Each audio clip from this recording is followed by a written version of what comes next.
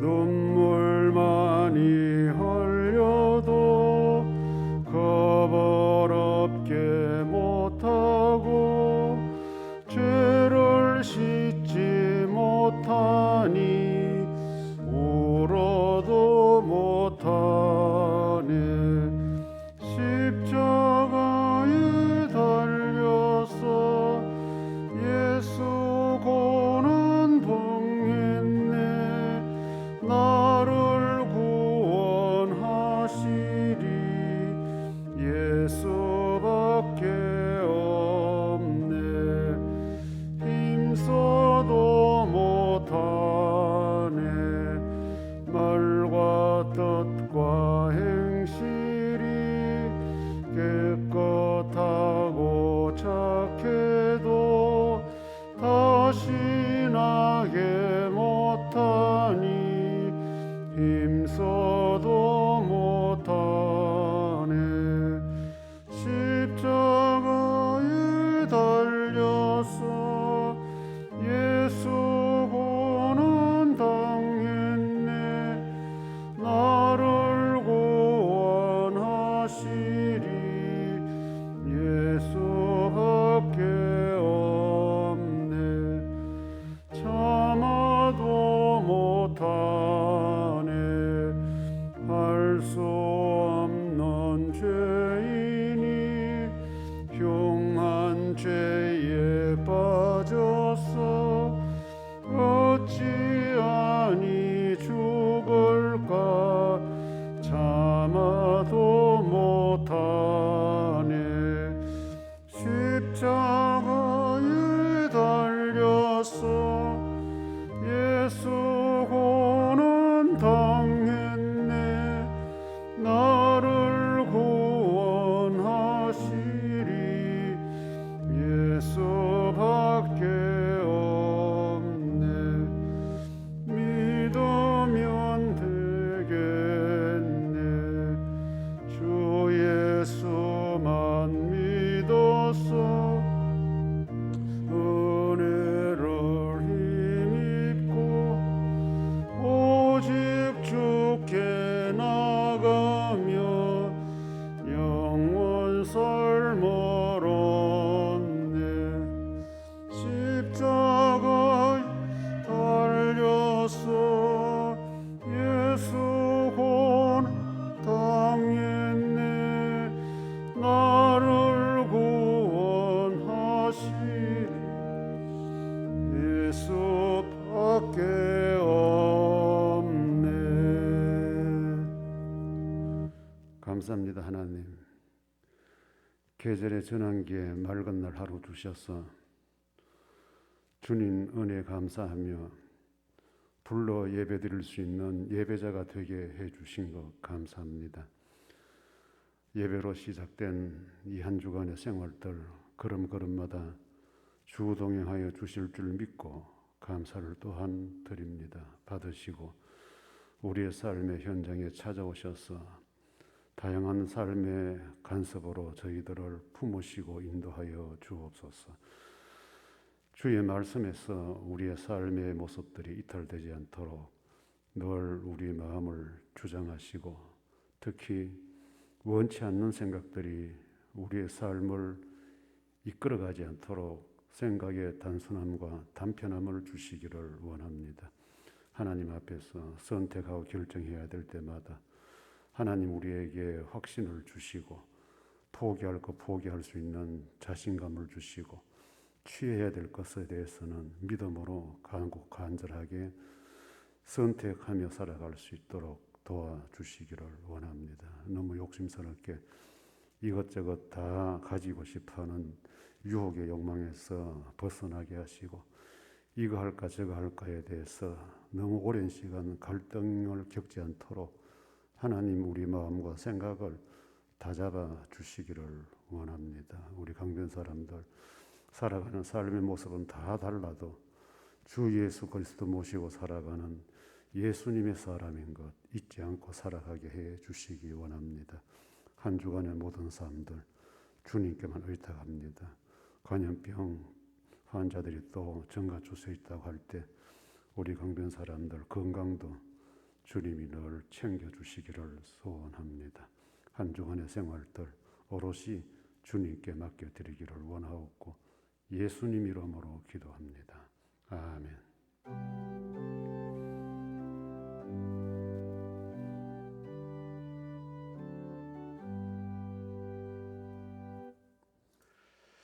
하나님 말씀 사사기 2장 1절 5절입니다.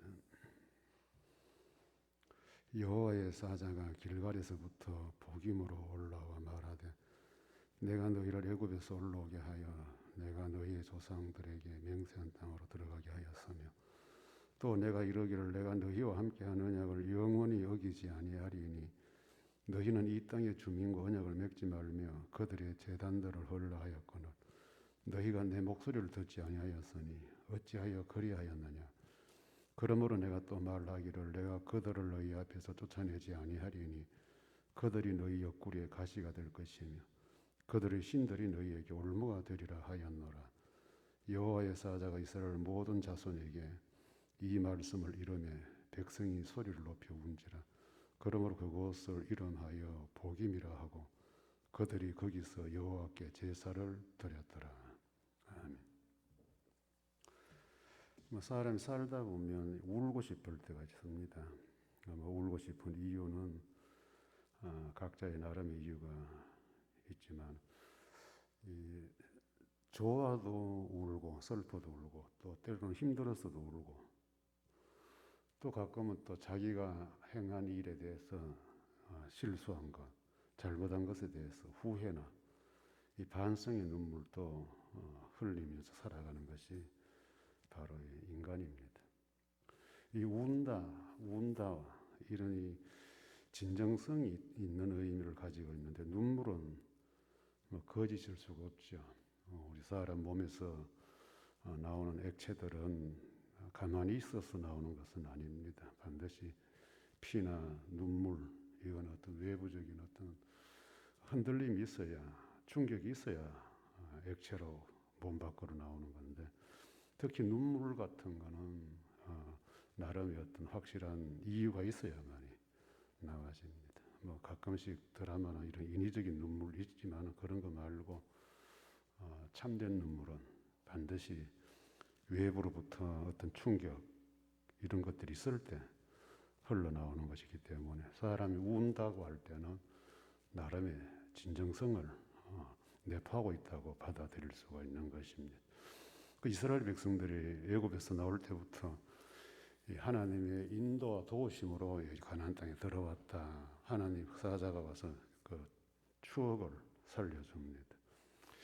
그런데 하나님께서 이 가나안 땅으로 들여보낼 때는 가서 이방신들 섬기지 말고 원주민들 다 쫓아내고 이런 명령을 하셨는데 우리가 앞부분에 살펴본 바와 같이 이 사람들은 적당하게 타협하고 양보하면서 동거하고 있는 상황이 되어버렸습니다. 그래서 이 원주민이 하나님의 사자가 와서 왜 그리 하였느냐. 그래서 너희들이 지금 힘들지 않느냐.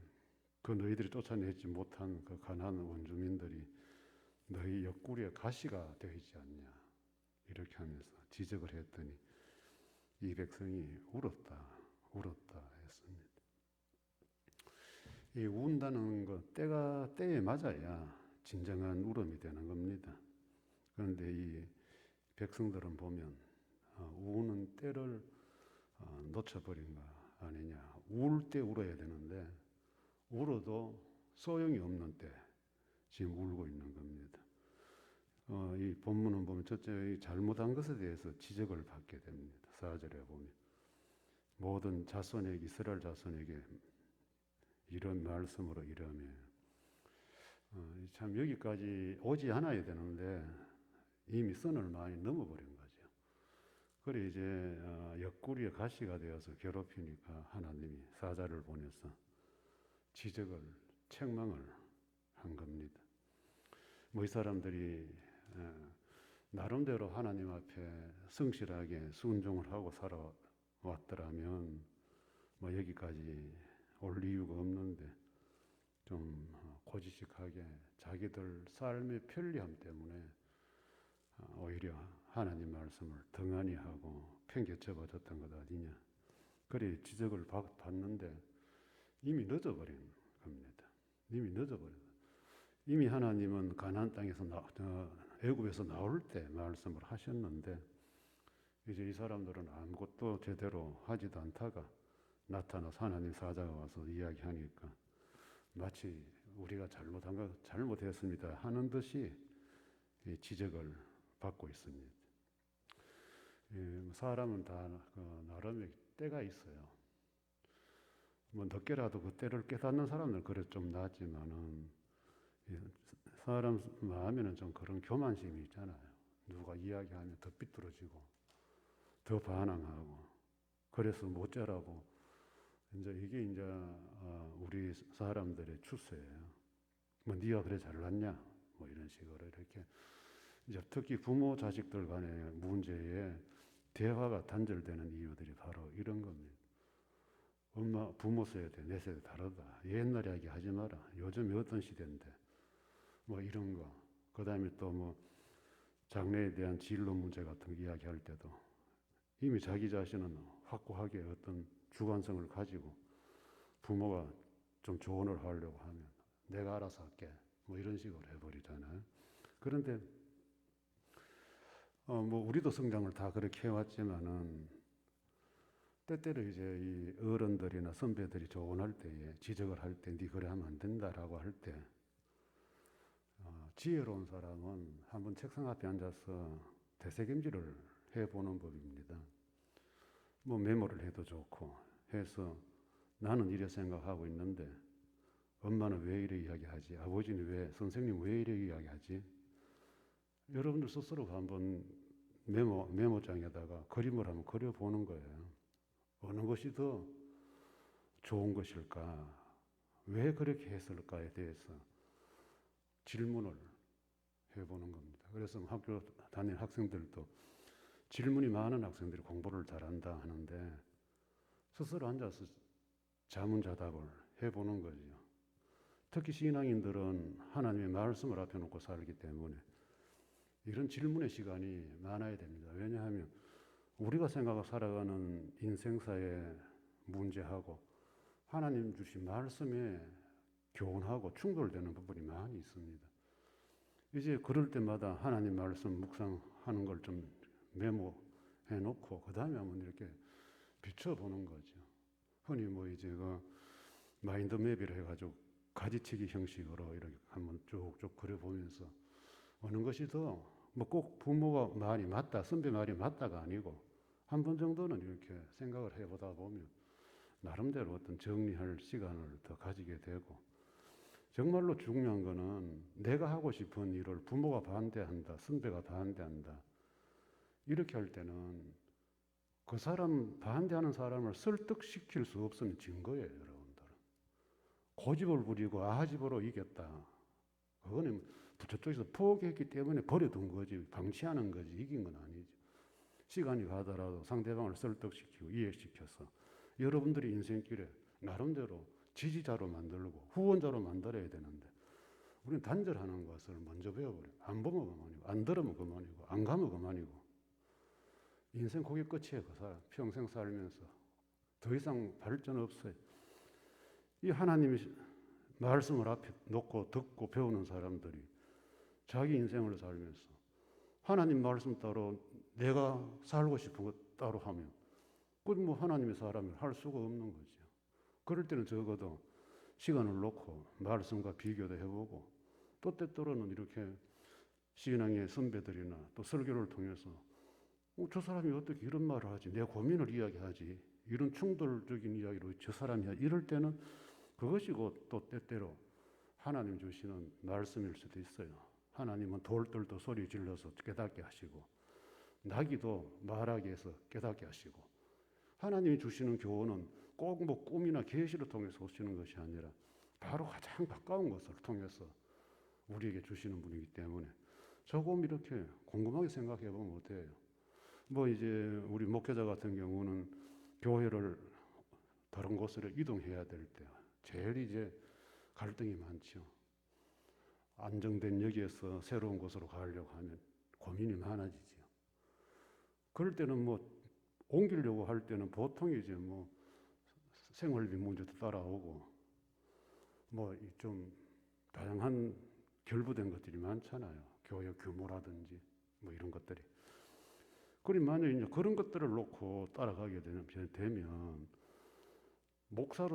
목사가 되겠다고 했던 그 중심이 무너지는 거잖아요. 뭐 빚도 없이 뭐도 없이 해가 따라가겠다. 주만 섬기겠다 했는데 뭐 월급 액수 따지고 교회 분위기 따지고 규모 따지고 뭐 이런 것 때문에 선택한다면 적어도 선택하는 내 양심에 한번 그런 소리가 들리거든요. 너 왜 작다고 떠나려고 하느냐. 이런 식으로 들려올 때는 적어도 이제 좀씩 고민을 좀 해보면서 선택을 해야 돼. 뭐 여러분들이 살아가는 인생, 그 삶의 현장은 더 변수가 많잖아요. 만나는 사람들도 부지기수고 다양하고 하는 일들도 쭉쭉 가지치기 해나가면 뜻택도 아닌 일들을 만나게 되고 이런 것들을 만날 때는 때를 잘 활용할 줄 알아야 된다. 그런데 이스라엘 백성들은 때를 놓쳐버렸어요. 이제는 그 옆구리에 가시가 되어버렸어요. 이제는 뭐 어떻게 피할 길이 없어요. 이 본문에 보면 하나님이 쫓아내주지 않는다. 여호와께 쫓아내지 아니하신 고로 그들이 백성들 옆구리에서 가시 노려서 찌르는 고통을 주는 하나님이 이제 손 떼었다는 거죠. 너희가 선택하면 너희가 감당해라. 우리 하나님도 이런 고집 있고 배짱이 있습니다. 그래 우리는 때를 알자. 잘못한 것을 이미 넘어서서 책망받고 지적받을 상황이 되면 늦은 거예요. 그래서 밑에 보면 이제 두 번째는 이들이 울어요. 듣고 울더라. 뭐 운다고 뭐 해결됩니까? 진정한 울음은 처음에 하나님 주신 말씀을 벗어났을 때 자기들이 울고 하나님께 돌아와야 그게 진정한 울음이지.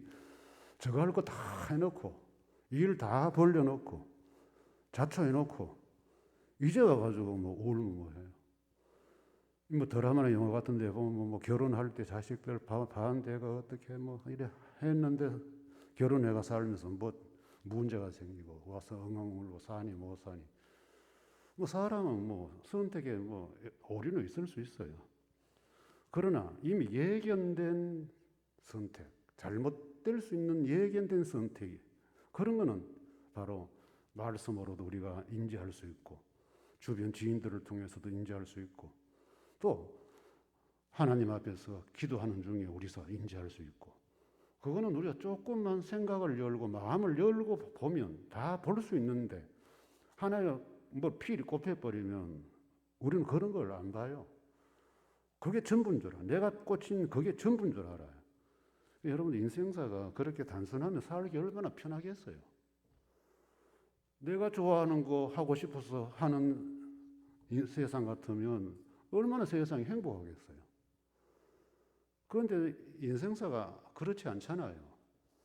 오늘 죽고 못 살던 것도 내일 가면 나에게 엄청난 큰 고통으로 다가와요.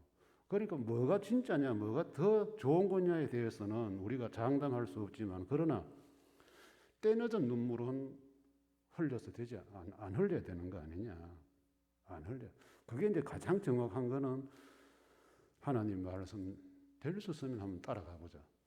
그리고 주변에 앞서간 그래도 인생을 굴곡 없이 나름대로 작지만은 조금씩 성취하면서 살아온 사람들의 이야기를 한번 들어보자. 오전 시간에도 말씀드렸지만은 교회 안에서 신앙의 지인들을 사귈 때에 가정사가 굴곡이 많거나 자기가 살아온 삶에 굴곡이 많은 사람들이 예수 믿겠다고 찾아와서 하는 것들 항상 좀 경계 좀 해야 돼요. 그런 사람은 신앙의 형태가 뭐 신앙질을 가지고 제가 이야기할 수 없지만은 이미 형태가 그 사람은 굉장히 투정적이에요. 살아온 삶을 그대로 신앙생활에 교회 생활에 반영을 하기 때문에 그래서 그런 사람들하고는 교제는 하되 내 인생의 어떤 획기적인 선택 결정해야 될 문제 때는 조금 각도를 조금 다 고쳐야 돼요. 그때는 조금 거리가 내하고 밀접하지 않더라도 평소에 가정생활이나 직장생활이나 교회생활들이 안정적으로 조금씩 성취를 이룬 사람들, 절친은 아니어도 그런 사람들하고 한번 이야기를 해보면서 교훈을 들어볼 필요성이 있다는 거예요. 그건 우리는 그게 아니잖아요. 친하면 막 올인 해버리잖아요. 친하다는 그것 때문에. 친한 것 때문에 망하는 사람들이 얼마나 많아요. 얼마나 많아요. 이런 것들이 이제 때를 바로 자기 자신이 찾아가는 건데, 이 이스라엘 백성들은 뭐 때가 지나고 이미 고통은 시작이 되었는데 왜 울어요? 자기들이 선택한 자업자득인데 왜 우냐 이거예요. 왜 울어요? 그런데 울면서 뒤에 보니까 제사를 드렸더라. 하나님은 눈물 원치 않아요. 제사 원치 않아요. 순종을 원하지. 그런데 하나님 말씀을 빗나가 버리니까 엉뚱한 걸 가지고 지금 만약 이런 상황 같으면 당장이라도 가난 원주민들과 단절하고 쫓아내고 뭐 이런 결단심이 나와야 되는데 바로 뒤에 가면 6절에 가면 또 아니에요. 6절에 가면 또 아니에요. 아무것도 변하는 거예요. 그만큼 사람은 한번 뭔가 빠지면 단절하고 벗어나는 게 힘들다는 거예요. 그래서 인생사는 장담은 못하지만은 울어야 할 때는 언제 울어야 되느냐. 내 인생이 이탈 할 때 돌아올 때 울어야 돼요. 울고 와야 돼.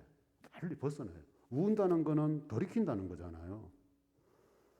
돌이키지 않는 눈물 무슨 의미가 있어요? 회개한다고 실컷 눈물 콧물 흘려놓고 바꾸지 않는 그 회개 눈물 무슨 의미가 있어요?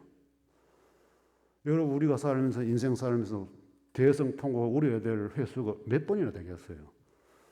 내 인생을 걸어놓고 울어야 될 횟수가 과연 몇 번 되겠어요? 그럼 울 때는 제대로 울어야 되고 울 때는 확실하게 울고 그리고 내 삶이 돌아서야 바꿔줘야 되죠. 이 이스라엘 백성들은 울 때를 놓쳐버렸다. 그러면서도 또 제사는 드린다. 얼마나 모순이에요. 이 한 주간도 여러분들 일상에서 때를 좀 잘 살피십시오. 그리고 자꾸 이제 선택하고 결정해야 되고 마음 쓰고 생각을 해야 되는 부분이 오면 솔직히 하나님 말씀보다 내가 하고 싶은 게 더 크기 때문에 그게 갈등이 되는 거예요. 그게 갈등이 되는 거예요. 우리는 뭐 그거 이제 포장하기 위해서 하나님 뜻이 뭔지 모르겠다. 내가 내 자신을 잘 모르겠다. 이런 표현을 하는데 그거는 조금 깊이 들어가면 자기 자신을 속이는 거예요. 하나님 것을 선택할 때는 가장 편안합니다. 평안한 상태가 돼야 돼요. 그리고 선택하고는 다 생각하고 다 정리해버려야 돼요. 여태까지 얻은 거는. 그런데 우리는 그대로 안고 가니까 하나님 쪽을 선택했다고 하면서도 마음이 안 가벼, 묵직한 걸 그대로 다 안고 재미가 없어요. 그러다 보면 가다가 또 이건가 저건가 헷갈리고 또 갈등 겪고. 그러면 이 마음 사는 게 얼마나 복잡하겠어요. 복잡하겠어요. 전번에도 한 말씀 드렸다시피 생각은 처음에 딱 떠올랐던 것이 정확성이 좀 큽니다. 큽니다. 그걸 붙들고 기도를 하든지 말씀을 접목을 시키든지 그거 붙들고 그 다음에 주변 어른들, 지인들, 신앙에 건강한 사람들 이런 사람들이 조언하는 거 귀담아 들어보면 나름대로 울 때 울 수 있는 지혜로운 신앙인이 되지 않겠나. 이 복임이라는 눈물 울었다. 울 때 우는 복임이라는 것을 제때 활용하는 신앙인이 되어야 된다. 주 예수 그리스도의 은혜와 하나님의 사랑과 성령의 교통하심이 너희 무리와 함께 있을지어다. 아멘.